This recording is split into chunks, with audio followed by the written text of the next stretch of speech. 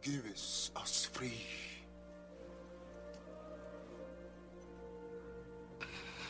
Give us free. Your Honor, please instruct the defendant that he cannot disrupt these proceedings with such outbursts. Give us free. If we are to have any semblance of orderliness, Give us free.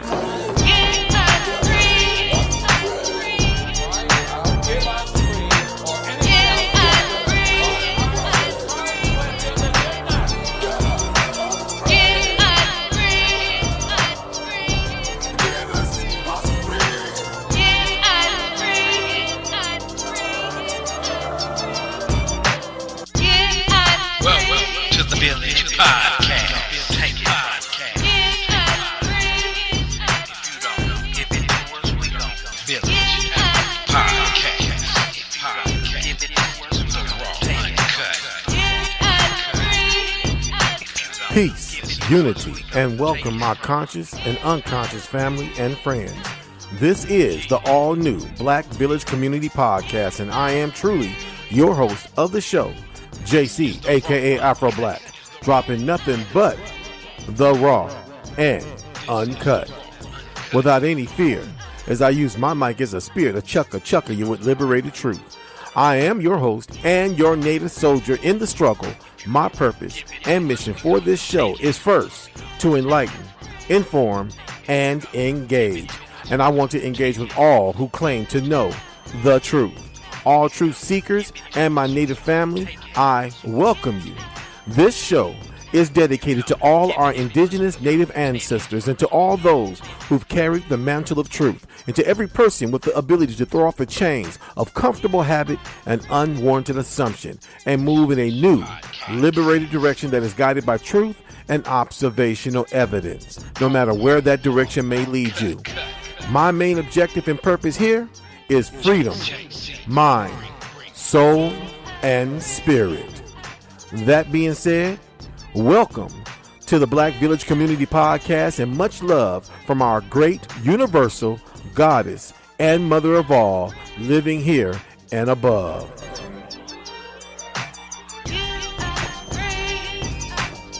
In the house.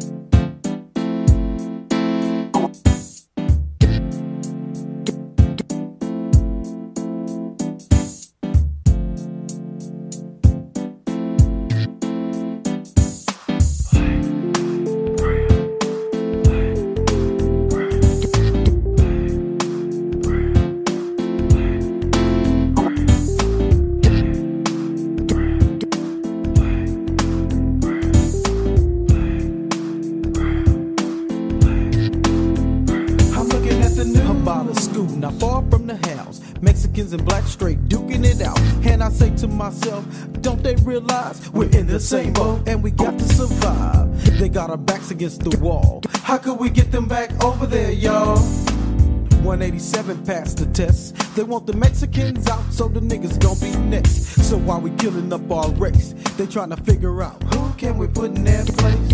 They selling us out cheap. You wanna see? Look in your local swap meet. Now what they gon' do? Put us back on the boat, listen fools, it ain't no joke.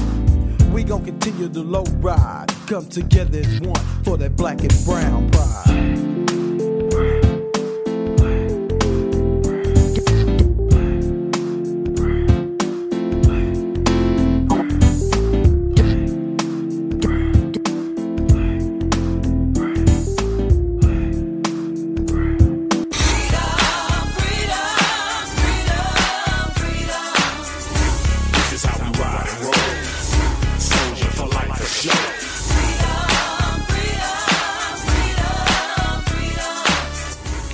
Hey, this is Jaycee, a.k.a. AfroBlack, and I am here with you for another delicious Black Sunday. Man, I'm sitting here dealing with getting my thing together, getting my mic and everything together, and my mic was on and my audio was on. I didn't even realize one of the things you do sometimes when you are running the show yourself. but it's all good. Today is a delicious Black Sunday, and I got some good information, some good history I want to share this delicious Black Sunday. And so, today's podcast topic is a continuation of last week's podcast topic, which is a part 2, the divide and breakdown with Black and Brown unity. Subtitle, a blacked out indigenous history, part 2. Again, the divide and breakdown with Black and Brown unity. Subtitle, a blacked out indigenous history, part 2. So today I'm going to talk about the history that we share, both Black and Brown people. We share a history here in North America. We share a history with an indigenous people. We share a history even with the Mexican Revolution. Something I didn't even know, during my research, that Black people, if it wasn't for the Black Afro-Mexican, if it wasn't for the Black indigenous Mexican of Mexico, Spain probably be still sitting over there right now, or the United States would be running things. Even though we both know there's a lot of political issues with Mexico to this day, but I'm talking about the history of the foundation of Mexico. So I got some audio casts I want to play. I got also some history I want to share, and I got some good information on the Mexican people of Mexico that I want to share, that I think that we as a conscious people should reverberate on. So let me change my music to something more easy way to lay back to reverberate on. I got my queen. She's on, she's here in the Black Village, with us today to share as well. So we're going to do that. So let me play this right here. Something to reverberate to is going to be the intro to the show that you heard, which is Toddy T. That intro you heard, that rap intro that you heard was by a brother named Toddy T. Back in 1995, he put this out. It's called Black and Brown Pride. And I think it's tight. I love it. That's why I played it to the intro of the song, to the show. To me, it was a very moving song that you can feel, you can vibe to, you can reverberate to. You feel me? And it's titled Black and Brown Pride. It's a beautiful rap as well. So go check that out on YouTube. Toddy T, Black and Brown Pride. That's the title of the cut. It's a 1995 old school rap song. So today, my queen is here on this beautiful Mother's Day, which is, in my opinion, a day of rest for women, but in a lot of times it's not really a day of rest for women, because they got so much to do. They got families that they take care of, that they're dedicated to, as they love their families, and they push through. So my queen is here to share on this topic today. Queen, are you there? Holla at the community. Hello, my beautiful people. So on this delicious Black Queen's Day, Mother Friday, we're going to talk about the Black and Brown, our people. You feel me? Excuse me. I don't know. I said Sunday. I'm tripping. Okay, I'm tripping. So let me fix that.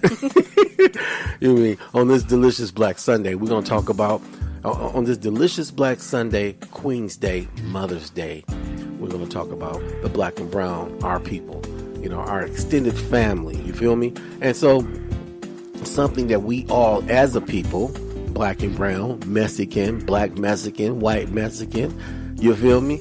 And Black people, brown people, Black people come in many different shades as well. You can come in brown, dark, Black, and all that other stuff. You feel me? We need to come together. And a part of coming together means that we have to love each other, not just respect each other, but respect and love each other. You feel me? Because you can respect somebody one day and disrespect them the following. But when you love each other, you can push past the mess. You feel me? You can push past the mess and love each other through the stress. And that's what I'm talking about. You feel me? So we're going to talk about the history that Black people share with Mexican history, even though Black history is a part of Mexican history. But, if you leave it up to history itself, it's as if Mexican history is all, white and these light-skinned natives that they want to paint to us. And, am I tripping, Queen? No.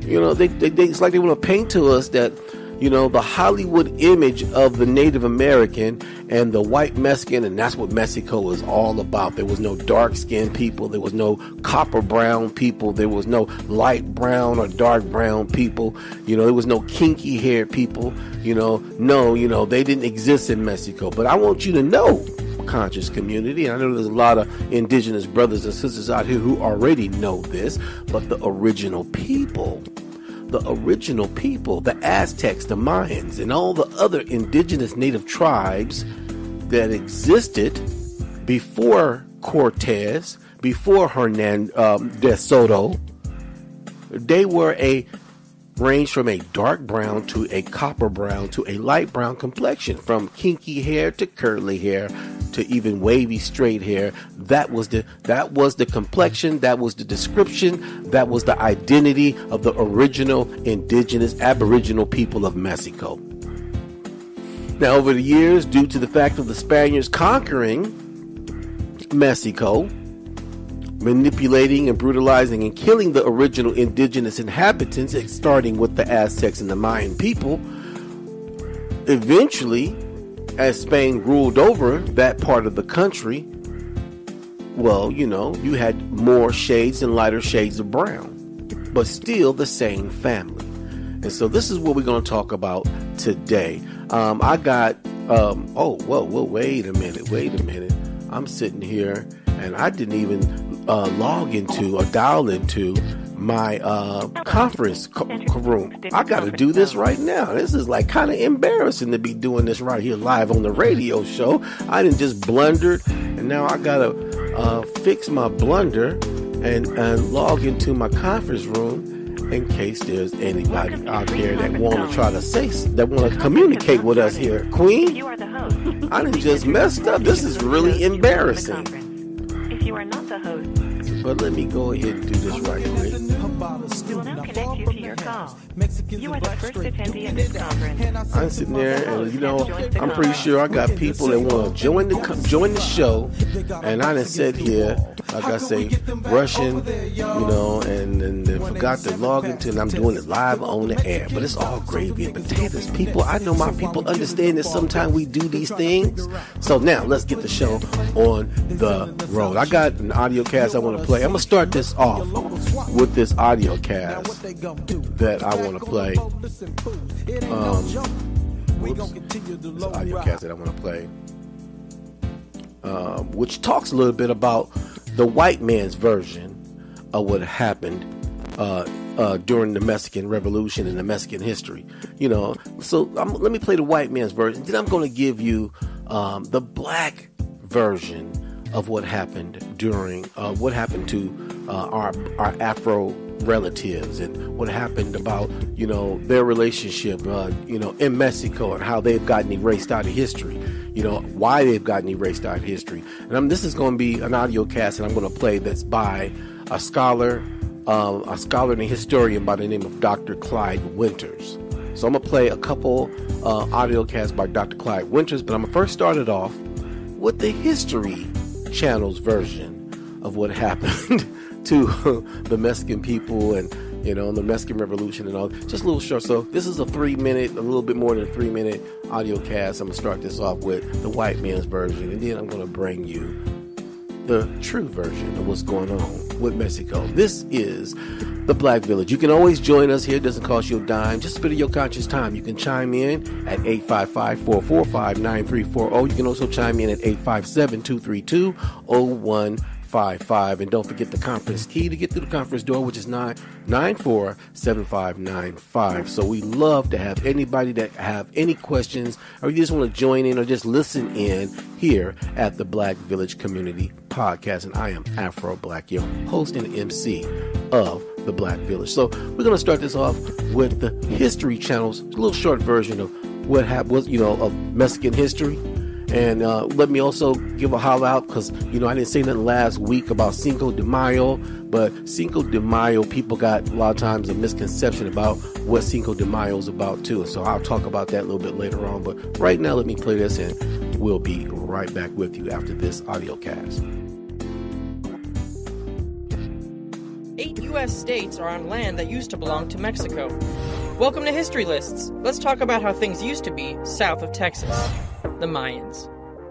These guys thrived in the Yucatan Peninsula for over 1,000 years. The Mayans are known for their advanced knowledge in astronomy and mathematics. They understood the concept of zero centuries before Europeans did, and developed the only fully fleshed-out writing system in the pre-Columbian Americas. Their cities were complex, housing schools, libraries, hospitals, and even sport arenas. What makes this all even more impressive is that the Mayans didn't have rivers, lakes, or natural springs to provide the fresh water their people needed. They had to develop an intricate series of channels and shaltoons in order to redirect and store enough rain to keep things going. Weirdly enough, though, by the time the Spanish showed up in the New World, they were puzzled to find that many of these great cities had already been abandoned. Even today, we're still not sure what happened, but it seems likely that disease, coupled with drought and the abuse of their environment, led to their civilization's collapse. Number 2, let's talk about some Aztecs. These people called themselves the Mexica, which is where the country of Mexico would eventually get its name. They built their society on top of chinampas, which are man-made islands held together by roots, stakes, lake sediment, and probably feces. Like the Mayans, they enjoyed developing chocolate, sacrificing humans to their gods, and playing ulama, which was a sport that often ended in injury or death, and was possibly even used to resolve conflicts between states rather than going to war. They ruled over 5 million people in their empire that stretched from coast to coast, and they demanded a lot of tribute. They were not super beloved by all their subjects, and when Cortez rolled in, he was able to turn much of their empire against them. The Aztecs were hit with a civilization-ending triple whammy: famine, smallpox, and being betrayed from the inside. I'm just saying that, sacrificing people a lot might have backfired on them. It's just a possibility. And this paved the way for Spanish colonization.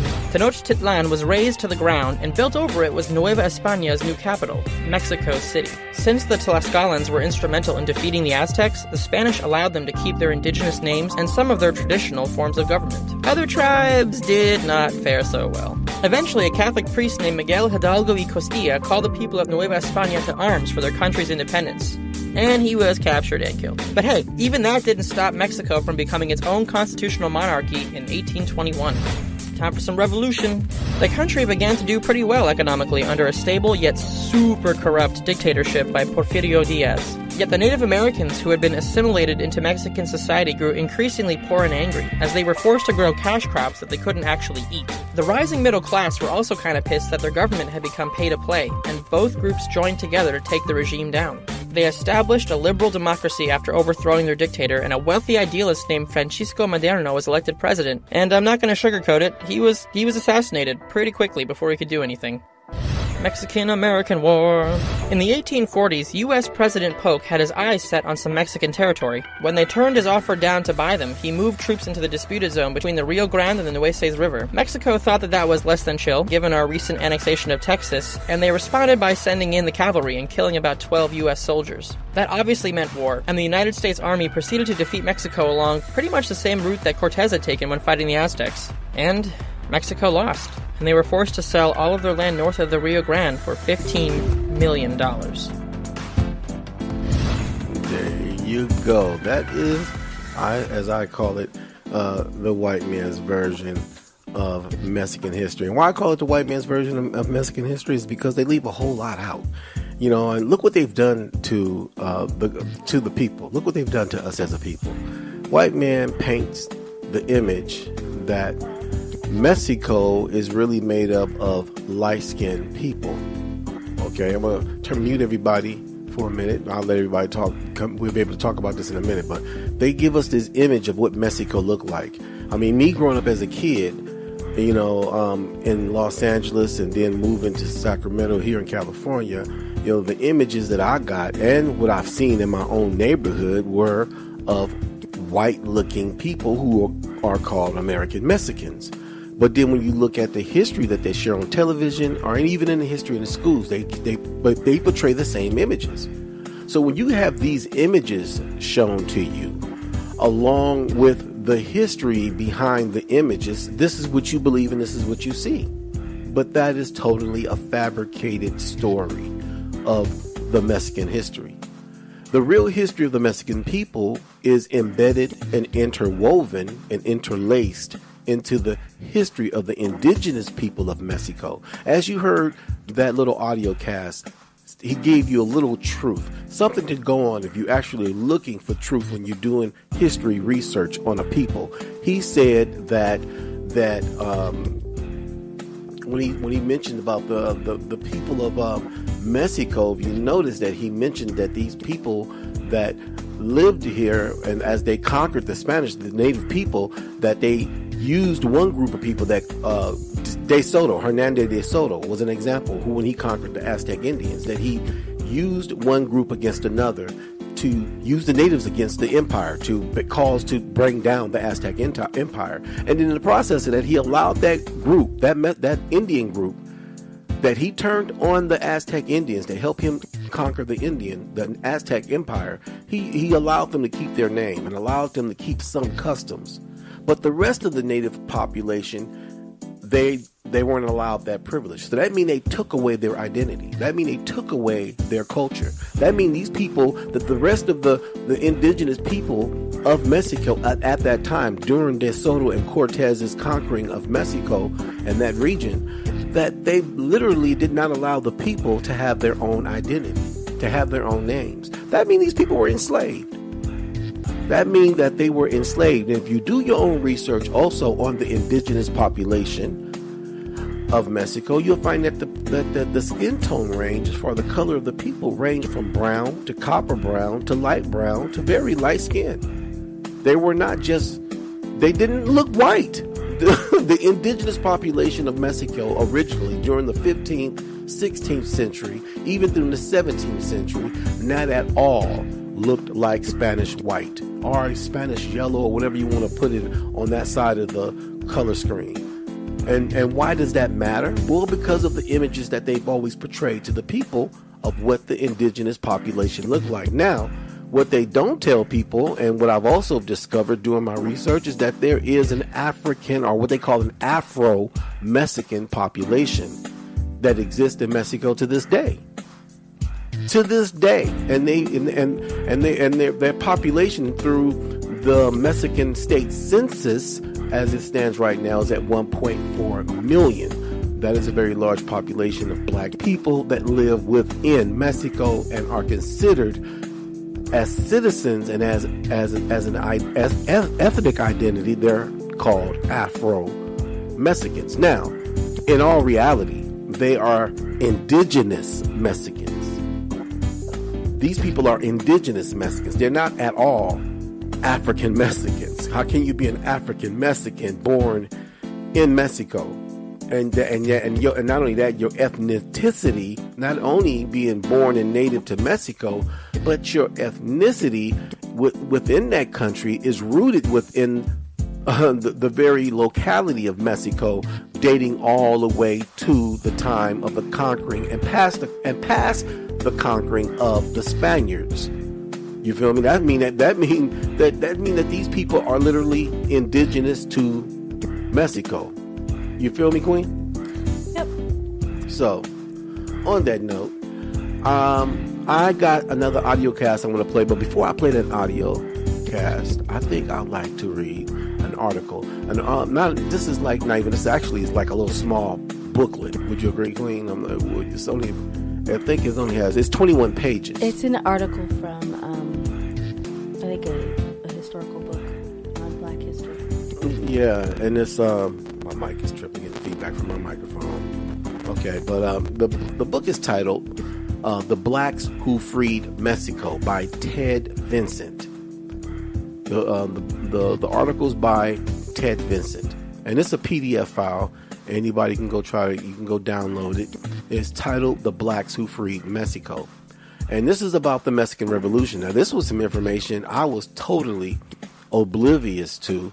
Never knew that Afro-Mexicans was a part of the Mexican Revolution. As I said, whenever they talk about Mexican history, they don't talk about the ethnicity of the people. They don't talk about the people who are actually native to the country being part of the history that they tell when they talk about the Mexican independence of 1810 and 1821. And so I want to read some of this. I think it's really important to share. This book, again, is titled The Blacks Who Freed Mexico by Ted Vincent. And so I'm going to read a paragraph, and then I'm going to let my queen read a paragraph. I'm going to start the article. The article starts off, the first paragraph says, this article chronicles the long overlooked role played by Afro-Mexico in the Mexican Revolution for independence of 1810 and 1821. It will be shown that those of African heritage in Mexico had a special incentive to fight, were encouraged to join the struggle, provide many participants and leaders. In short, it will be argued that the conflict was a social revolution as well as a war for independence. Now, let me comment on this first paragraph, because it says, it will be shown that those of African heritage in Mexico. Look, I want you to know that these people did not have an African heritage. These people had an indigenous heritage, indigenous to the original people of Mexico, which were the dark-skinned, copper-colored, and even sometime, and in most cases, if you go research and look at the photos of the people, darker than copper-colored people of Mexico, the indigenous people. These people were the relatives of the Aztecs and relatives of the many other tribes that were indigenous to Mexico, because if you do research on the Aztec Empire, you'll find out that Aztec Empire ruled over many other indigenous native Indian tribes that existed in that locality. The Aztecs were not the only ruling tribe, and they were just a ruling family that ruled, who were called the Aztecs. So, and that was the name of the empire. Now, so again, these were not African people. Now, I'm going to make a point right now, okay? The next paragraph. Mexico's war for independence ended a 300-year rule of the country by Spain. The conquistadors were essentially profiteers with guns who drove the native population viciously in the hope of quick profits and an early retirement back in Spain. Between the overworked and the genocidal wars, the spread of European disease, the Indian population of Mexico dropped from 9 million to 3 million between the landing of Hernando Cortez in 1519 and 1570. To feel the need for labor, Africans were imported, and an estimate of 300,000 to 500,000 by 1810. Now, stop again. A total, another fabricated lie. Queen, you have anything you want to comment on? So this would be interesting to fact check against the website that shows how many Africans were brought to the Americas. Well, exactly, and that's why I say I know this is a fabrication, because if you look, they call it, number one, it says an estimate. Yeah, it is an estimate. And then they give them the estimate between 300,000 and 500,000, and we know that the new updated researched that was done by a number, I believe 4, if not more, universities that have something to do with the website titled slavevoyages.org, that the new estimate that there was no more and less than 400,000 Africans were brought to North America. I said less than 400,000. So a lot of those wouldn't even most likely have been so-called Africans, but they did just recycle natives from one shore to the next shore. Exactly. All they did was reshift them around. American natives that just moved them to Mexico, Mexican natives moved them all the way up to America. Exactly. That's all they did. So most of what they titling, even when it comes to the 305,000, 325,000, again, 305,000, 325,000 so-called Africans that were shipped to North America during the so-called transatlantic slave trade, most of those were not even Africans. A lot of those slaves that were so-called shipped to North America were indigenous people of North America and the surrounding islands, like the Virgin Islands, the Canary Islands, the Haitian Islands, the Cuban Islands, and the Dominican Republic. At that time, they called the West Indies. Exactly, you're right. A lot of those so-called Africans were not Africans. They were only shifting indigenous people around North America. And that's very well seen when you do research on the native people of North America. You see how they will shift the Yamasee, and shift the Cherokee, and shift, the Ojibwa, shift, the Navajo, shifting people from one part of the United States to the other part. And we got to also consider, in the process of considering the people being shifted around like checkers on a chessboard in North America, that at the time, Mexico, much of Mexico was considered a part of North America. At the same time, it wasn't. And the reason why is because at the time of the 15th, 16th, 14th, 17th century, you had not only the English who had their fingers on North America. You had the Spanish. You had the English didn't come into the picture until between 1586 and 1587. But prior to that, you had the Spanish. You had the Dutch. You had the Germans. You had the French. They all had pieces. The French had the South. You had the Spain had parts of had a piece of the South, and had parts of what is now called California, Texas, Nevada. They all had a piece of the pie. You feel me? That they were trying to conquer and suppress and oppress and enslave and confuse and basically erase the memories and identities of the indigenous people and their children and their descendants, which lead up to this day today. White supremacy, and I don't even like using the term white supremacy at this point, especially when you're talking about Mexican history. I like to call it European imperialistic racism, okay? European imperialistic racism, or European imperialistic supremacy, not white supremacy, because, you got people within the European nation that don't consider themselves white, but when it comes to politics, they know they fit into the picture, and then they make themselves a part of the white puzzle when it comes to politics, when it comes to economics. But on the social level, on the social integrated level, these people don't consider themselves white. Russians don't consider themselves white. Italians don't consider themselves white. Greeks don't consider themselves white. Spaniards don't consider themselves white. Unless it benefits them politically and economically, then they put themselves a part of that on that side of the boat. But when amongst themselves, they talk about white people just like anybody else do. And when I say white people, we're talking about the English. We're talking about the Brits. We're talking about these white folks today in North America who act like they're not connected across the waters with the Brits, but they know they are when they want to go visit their family. That's what we're talking about.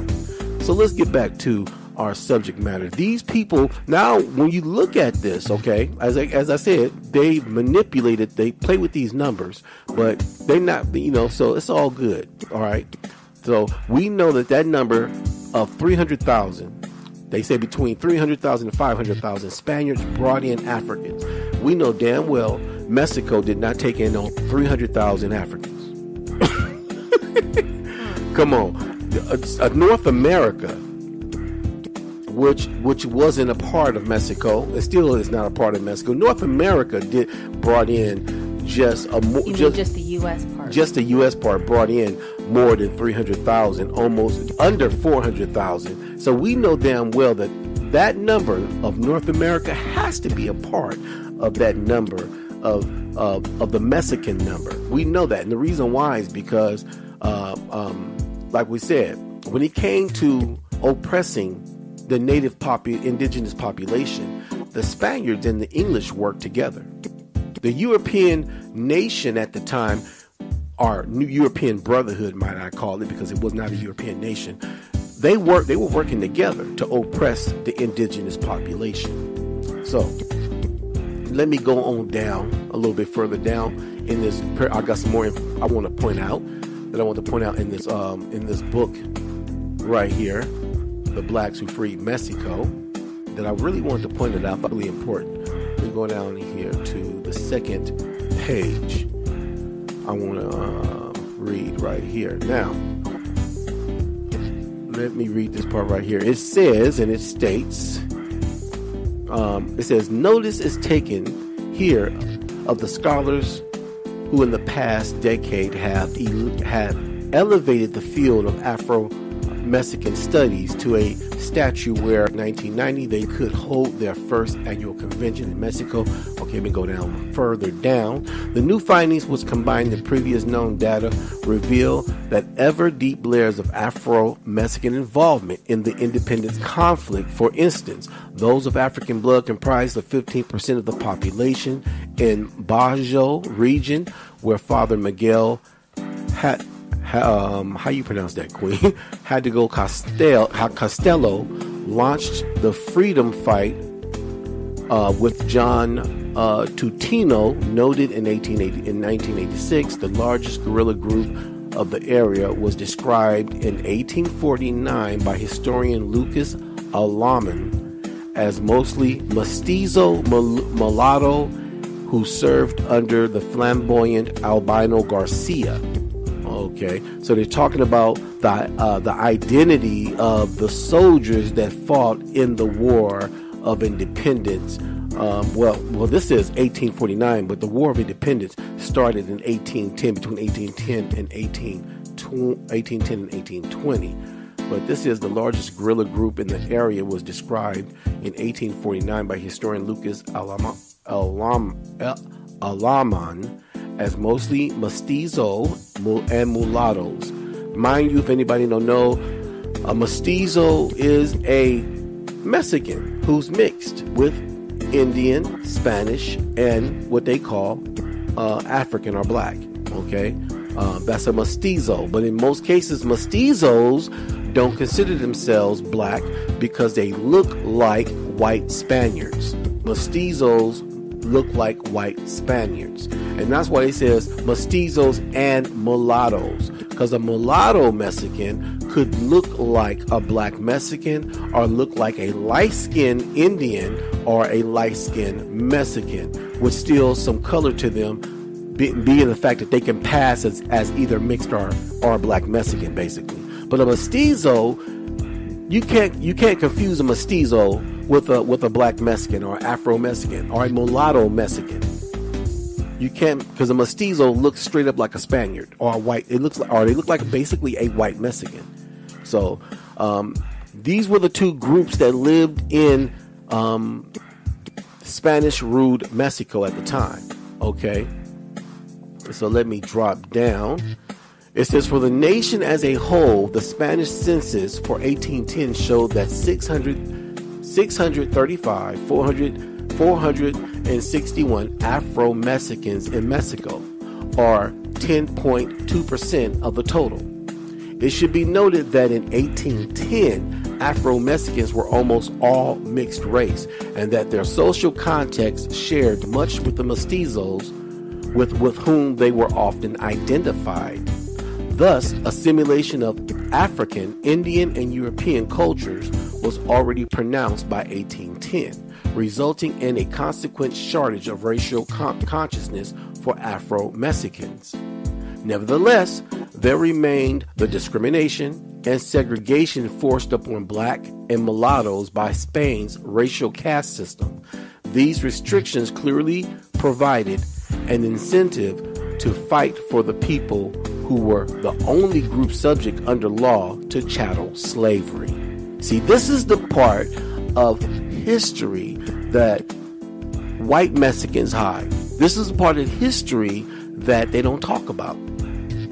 That these people that, what I'm reading right here, that they call the Afro-Mexicans. The Afro-Mexicans are the closest people, or closest relatives to the indigenous people of Mexico. And the mestizos know this. And what's funny is this, Queen, I want you to notice that in the average American-Mexican family that celebrates Mexican festivities, they know what the word mestizo is. They know what it means. That's why, I'm like, what? Now, in Mexico, they say mestizi. But in the history books, they has it written as mestizo. And again, a mestizo is a Mexican, Spanish, Indian with some African. Now, I want you to know you got some mestizos don't have any African in them. You got some mestizos that'll tell you ain't no African in them, and that's because they don't even know. But a mestizo is still a Mexican that looks more like a white Mexican. They're on the white side of the Mexican side of the of the family genetic bloodline, might I say. But for the most part, they didn't consider themselves a part of the brown side of the Mexican side of the category. They didn't consider. That's why they called themselves mestizos. Everybody else who was not white looking, who was a Mexican, they would call them mulatto, or they called them African Mexican or Afro Mexican. But you said Afro-Mexican don't necessarily mean of African descent. It's just Exactly. basically. But we know the game they're playing. Yeah. We know the game they're playing. They're trying to get the dark-skinned black people of Mexico who have direct connection, direct descendants. They're the direct descendants. They're the direct ethnic connection to the indigenous population of North America. The indigenous ancestors of that country, and or even just North America itself. Yes, and the European people know this. Spain know this. White people know this, and they doing the same thing to those people out in Mexico that they've done to our people here. Basically, lie to them about their identity, lie to them about what their culture is. I'm pretty sure they're already trying to convince the Afro, or like you said, the Afro Mexicans, trying to convince them that their culture is African, not native. You know that. Well, they did that to our people here in North America. Of course. So that's these political games, these mind games that these devils, these elite devils play. You feel me? So on that note, I want to play something that's going to speak to what we're talking about right now. Speaking to what happened to the black Mexican. Why you don't hear about that? Why you don't hear about the black people of Mexico and what they've done and contributions that they've made to the country of Mexico, to the history and who they are and where their ethnic background lead to and what makes them who they are ethnically and culturally. Why don't you hear about this? Huh? Well, that's because there's a political game going on, you feel me? To keep one people, the original people, the real people, you feel me? The true people of the country, the aboriginal people, you feel me? To keep them out of the public eye, to keep them from their own culture. They still playing the assimilation game, people. These people are still playing these damn European imperialistic assimilation bullcrap. And you know what? Mexicans need to stop playing that game.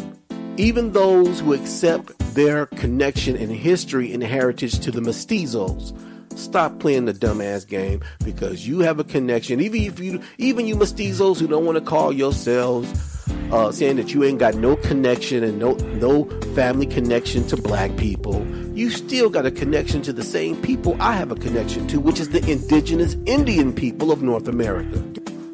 That's something mestizos cannot say. They don't have. They'll quickly embrace. Oh yes, the Indians. Oh yes, them are my people. But see, them are my people too, and I'm a black man. Them are my people as well.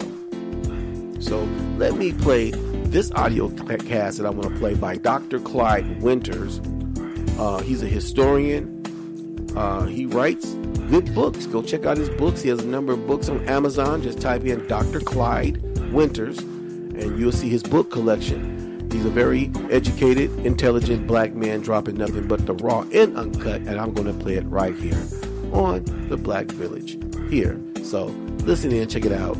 We will be back. We definitely will be black. So check this out. What happened to the ancient black Mexicans? There are eyewitness accounts of blacks living in Mesoamerica when the Spanish arrived in the Americas. These blacks were honored by the Mongoloid Mayan god. On the Shama vase, we see a Mongoloid Mayan king greeting a black person visiting his court. The chin of the Mayan king is red, thus denoting that he was not a black Mayan. In addition, some of the Mayan gods were depicted as blacks or Negroes. Before the Maya, especially during Olmec times, Mongoloid Mexicans lived peacefully with black Mexicans and adopted their cultures. But we see at Monte Alban, some Mongoloid people and blacks were in violent conflicts, as evident in the Danzins engravings below. Many people ask me what happened to the black native Central Americans and black Mexicans. Euro-nuts and mestizos argue that the Spanish truly saw blacks, Mexicans 500 years ago. What happened to them? The answer is simple.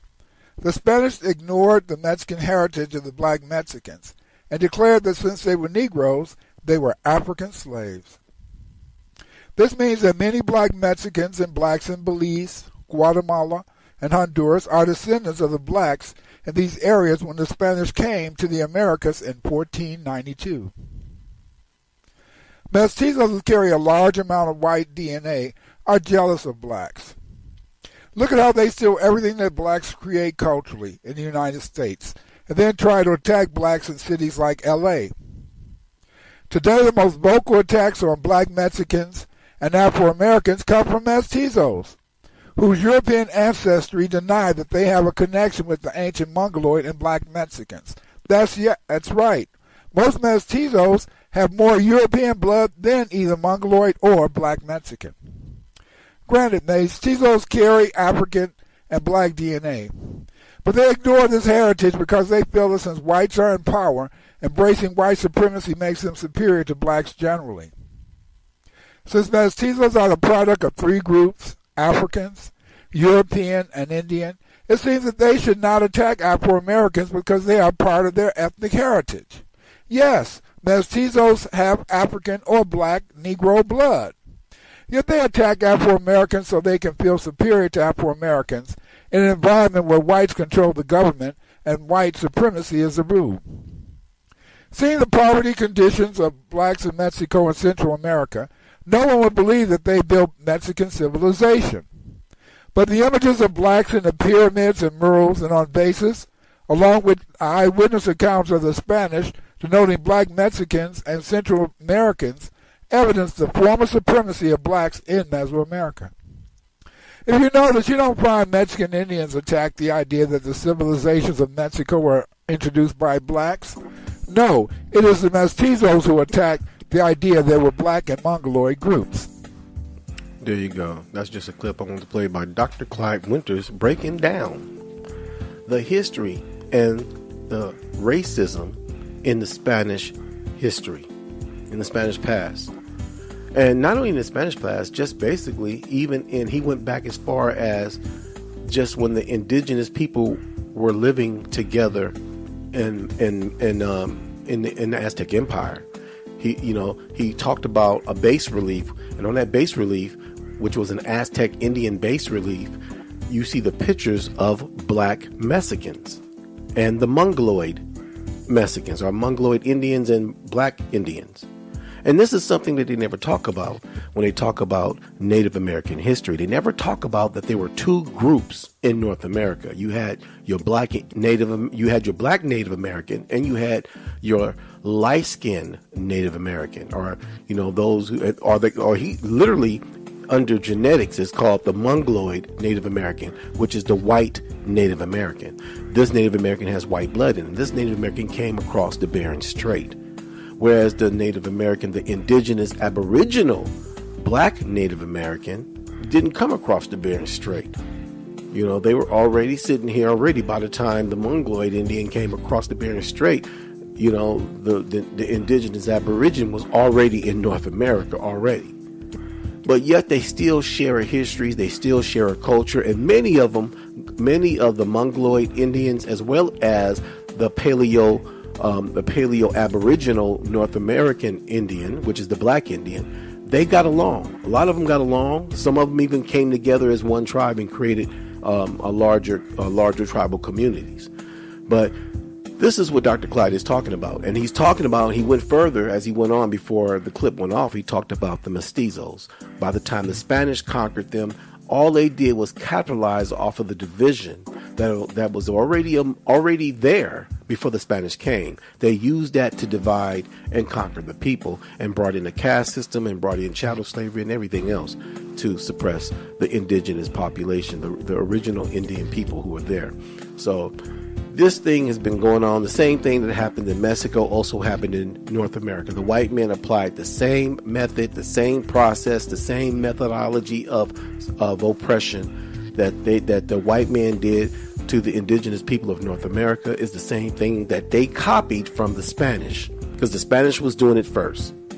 So I got another clip. Anything you want to apply to this, Queen? And I see my nephew sitting here in the conference room. If he got something he want to share about what we've been talking about, hey, it's open. Anybody want to comment, please do, about what we talked about so far. Other than that, if anybody got nothing to say, I'm going to play the second audio cast of what happened to the Black Mexican by Dr. Clyde Winters. I'm interested to listen to that. You're interested to listen to the second half. Well, okay. Nephew, the same thing. You got nothing you want to apply to what you've heard so far, and you just want to kick back and listen to the rest of what I'm going to play of Dr. Clyde Winters, the second half of Dr. Clyde Winters. I don't really have too much to say right now. I'm still just soaking up the information, and then even though I do know a lot of people with melanin in their skin who are indigenous to Mexico and things of that nature, but I don't really have any information or any sources right now.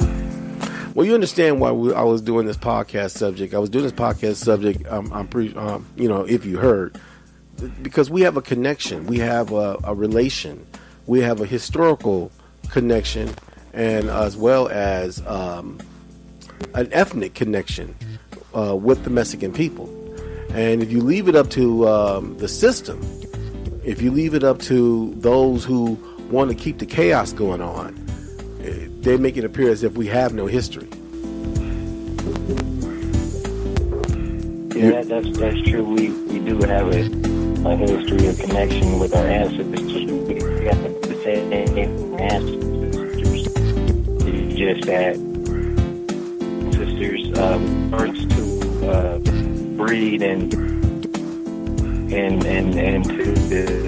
the Europeans, and the other side, which is our side, was the one that was then forced to be enslaved. That's what we did. That's what helped separate us, from each other. On top of the system, educating us with this illusion that we are not the same when we are the same.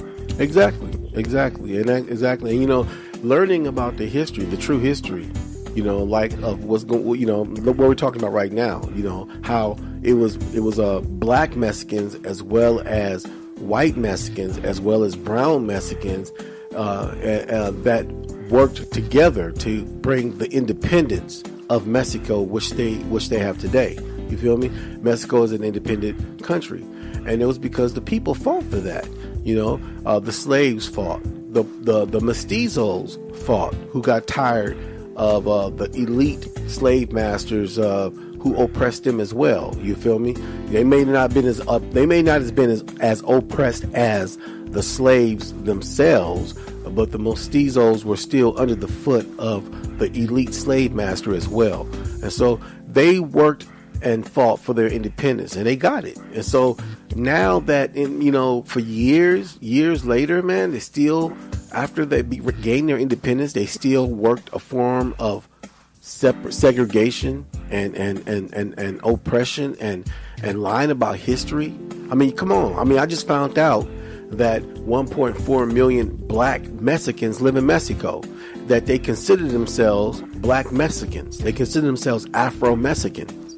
When I YouTubed it and I got a chance to see these people who look no different than me, I was like, wow, I never even knew these people existed. Now, somebody else might say that's because you don't travel nowhere. Okay, there's truth to that. I don't travel nowhere. Yeah. But how come the system don't talk about these people? How come they make Mexico look white? You feel me? Yeah. I have another example.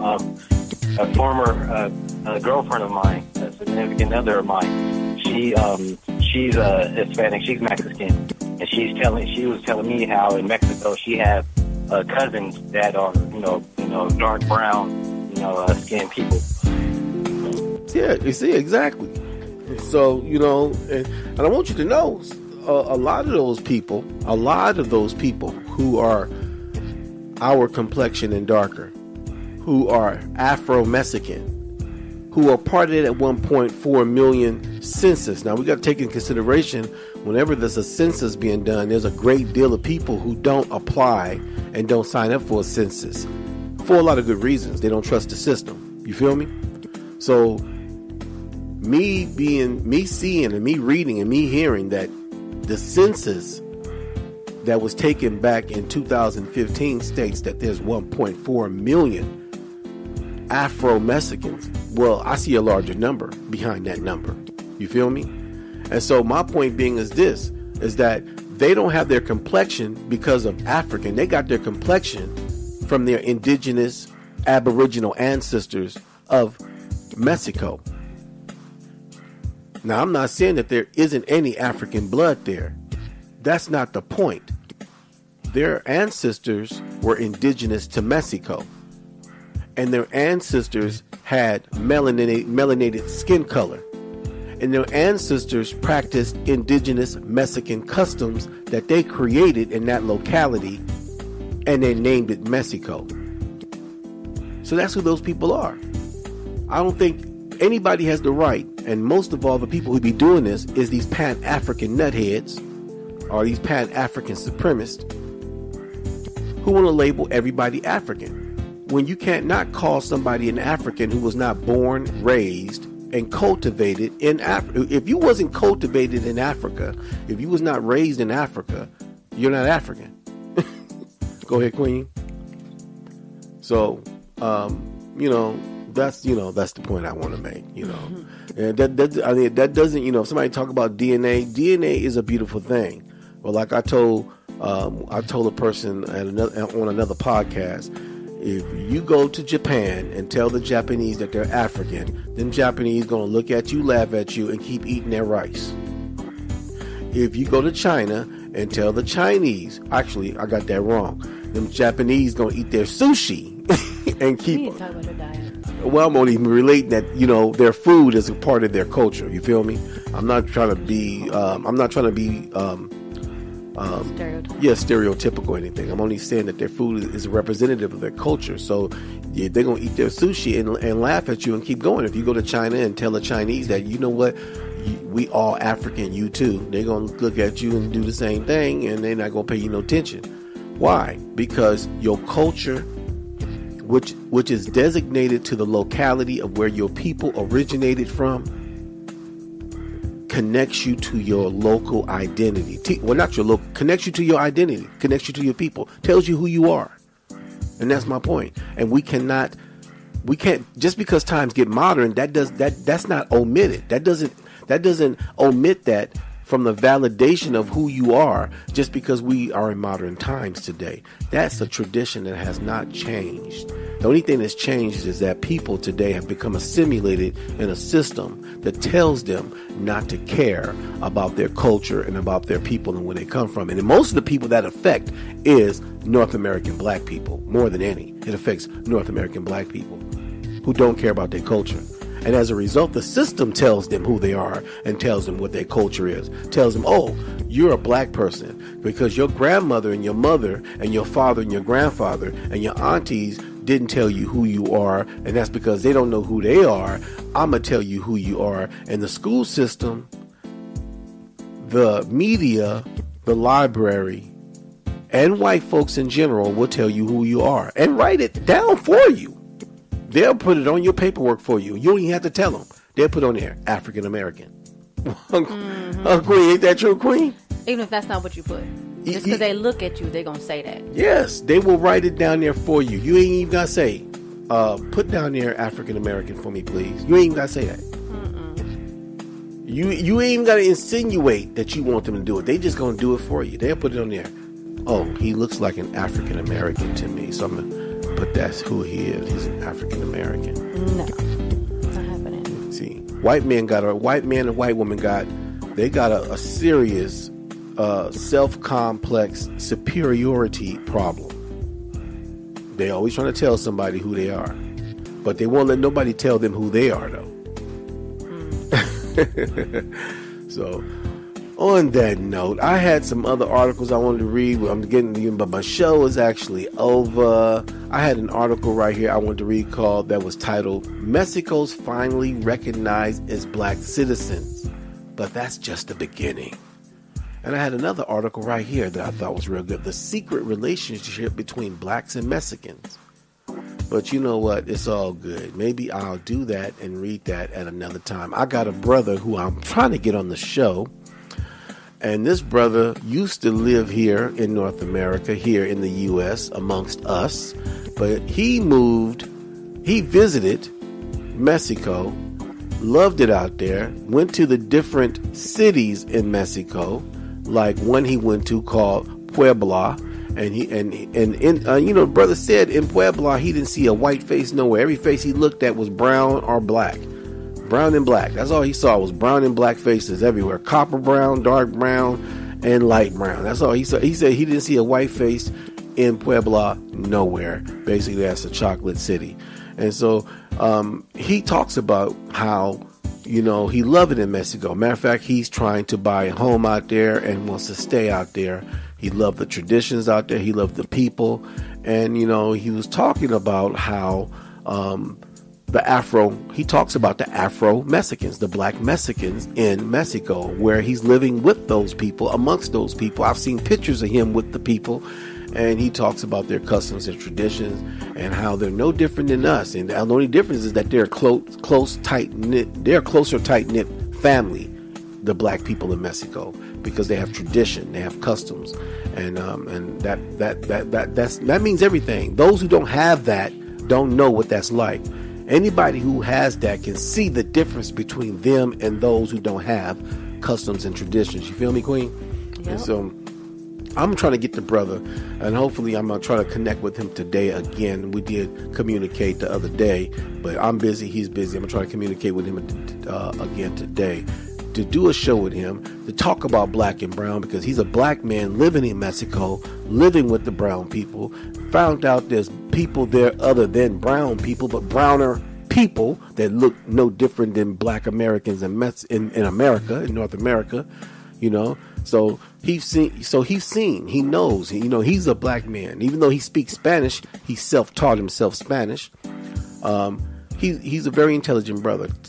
Taught himself Spanish through a program, and then went down there to live with the people and learned what he called the street Spanish, or just the neighboring Spanish, the common way of speaking Spanish that people speak in Mexico themselves on an everyday basis, other than the proper Spanish that he was taught himself on the program. Basically, the brother's just, I got to talk to the brother. Me and the brother did touch bases a little bit, so hopefully we connect. If we connect, I'm going to do a show, and it's going to be a beautiful thing where you can have a black man that can actually tell everybody from his end, living in Mexico, what's going on, and our love for one another as black and brown people, and how we need to take that to a level where it spreads.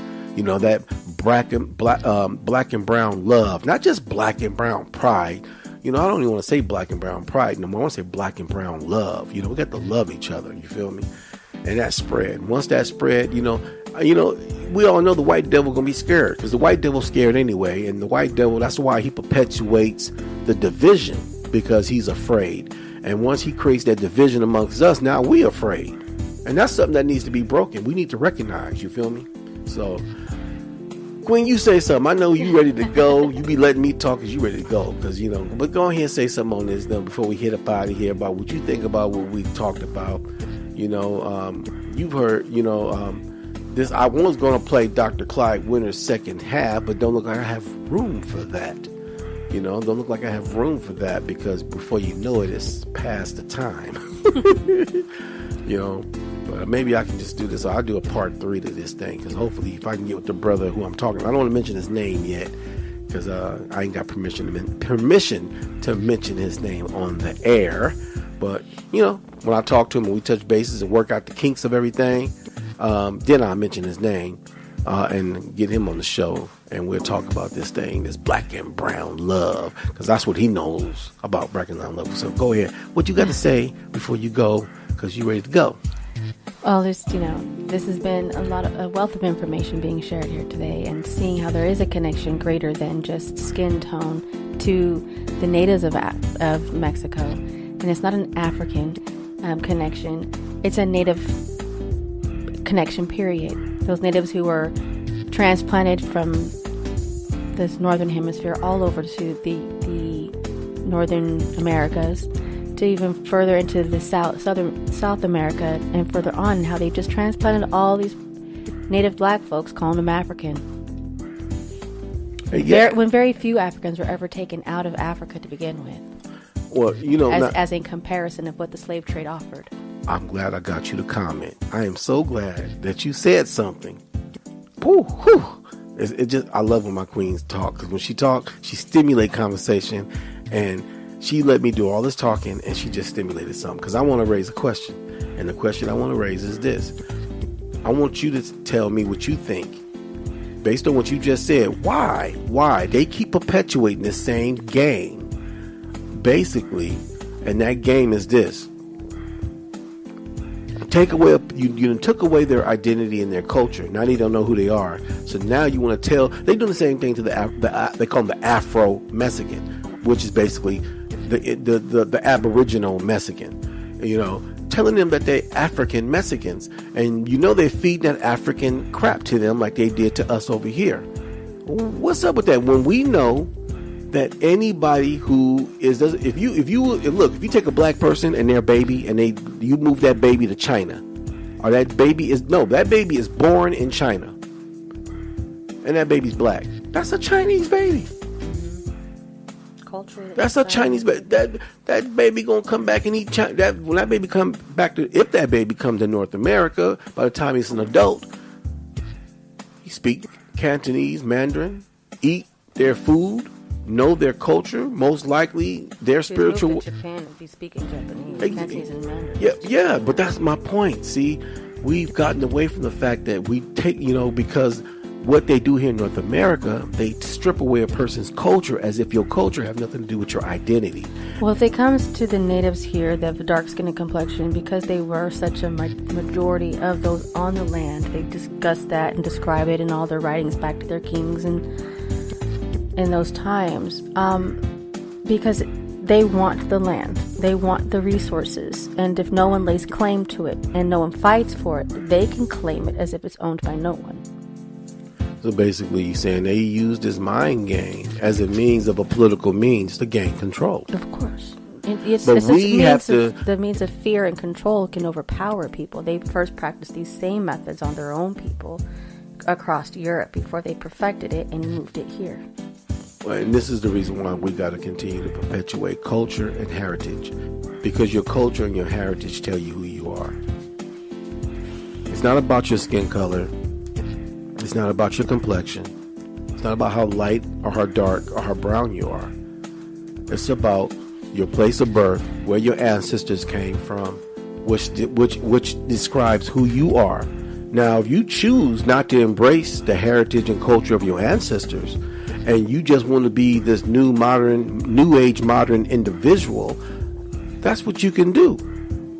But those of us who care about culture, those of us who care about heritage, those of us who care about the principles and standards of our ancient ancestors, who want to honor our ancestors, who set the pathway and set the journey and the road for which we are walking on, by those of us who care. You feel me? We want to fill those shoes, and we want to know that. And that information should be there. It should not be taken away from the people. And now we're living in a times of what is called multicultural time, where everybody's, working together. It's not about who your culture and your color. Then the history should state the history should be there for those to grab that history, that information. History should state that truth. Exactly. Not the hiding of the history, not because you feel ashamed of your history, but the honest, true history. Not the one you invent for the people you want to continue to control and conquer. Exactly. I mean, you got some people out there that saying things like, and I've talked to them, well, Jaycee, it's not about culture, it's not about your tribe, it's not about ethnicity, it's not about race, it's about just respecting people. But see, it doesn't matter your culture. I can still respect you no matter your culture and your ethnicity. That's the beauty about culture, is that we can enjoy the different types of culture. That's how you have different types of cultural foods, different types of cultural styles, different type of cultural ways of living and principles. So we can learn to appreciate the differences and the richness of those cultures and those differences, and enjoy it and love it. I don't understand. It doesn't make a person a bigot or a prejudice to enjoy culture, and those who don't know their culture to discover that culture and experience that culture and share that culture, which is what my purpose is and what I do here and what we do here at the Black Village. Sharing, on a conscious level. You feel me? So on that note, I done burnt up a lot of time. Like I said, I want to really play this other piece by Dr. Clyde Winters, but I don't have the time to do it. So maybe I'll do it next week. I will conclude this subject matter to a part 3.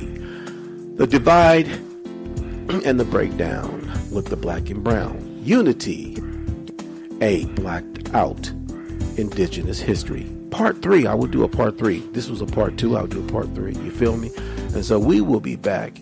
We will definitely be black. Let me see if my nephew is still there, if he got any last words, if anything he might want to be saying to the conscious community before we head out of here. You got anything you want to say, nephew? No, not really, just much love. You say not really, you just want to say much love to everybody. Well, that's all good. Anything else you want to say, Queen, before we head out of here, out of this 4 o'clock number here? No, I think it's all good. I think it's time to go until next show. Well, it is time to go until the next show. We will be back.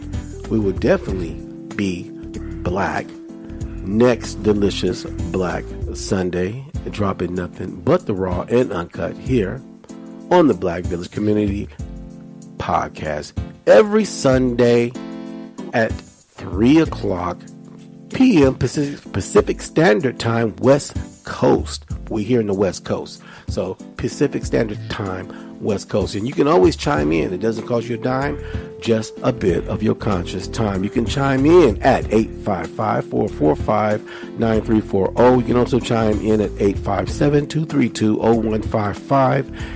And the conference key code is 947595. And you can also email me. You can always email me at MrBlackBones@gmail.com. Mr. Blackbones with a Z @gmail.com. So I will be back here at the Black Village. You can also check out my webpage at Spreaker. You can also catch me on iTunes. You can also find the Black Village Community on YouTube. So you can always find us, check out some of our old podcasts.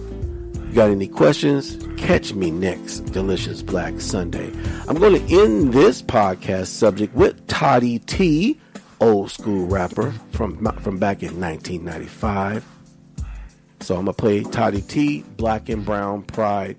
I'm going to end the show with that. So I will be back. I will definitely be black. So join me next week. I gotta go. I'm out of here.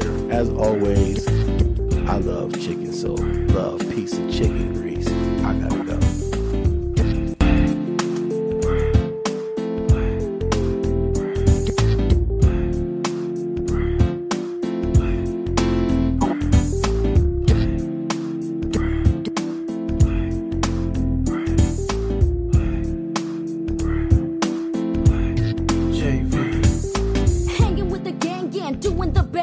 Wasn't my thing, and I choose to live in unity. I peace with everyone within and out of my community. Homicide, suicide, overdoses, who's to God?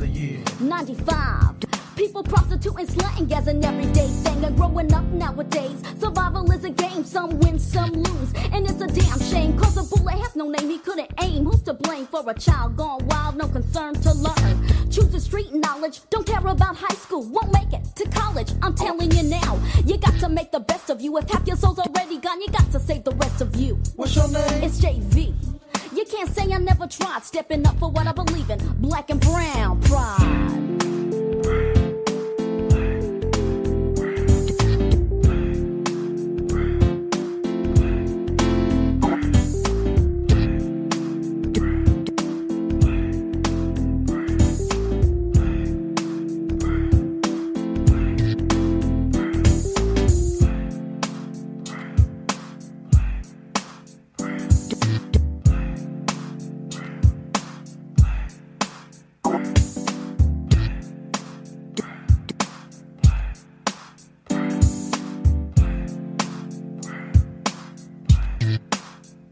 What's up, my brown sister? What's up, my black brother? I mean, we're in the same boat, but with two different colors, and I'm still trying to figure it out. I'm looking both ways as I walk out my house. Brown brother, you got to understand. Black brother, brown brother, same blood, same hands. We must come together as one, cause if we kill each other off, then it's a fucked up outcome. We got to pull it together, stay friends forever, and in time, it'll all get better. See, as a team, we would rise and be powerful with that black and brown pride.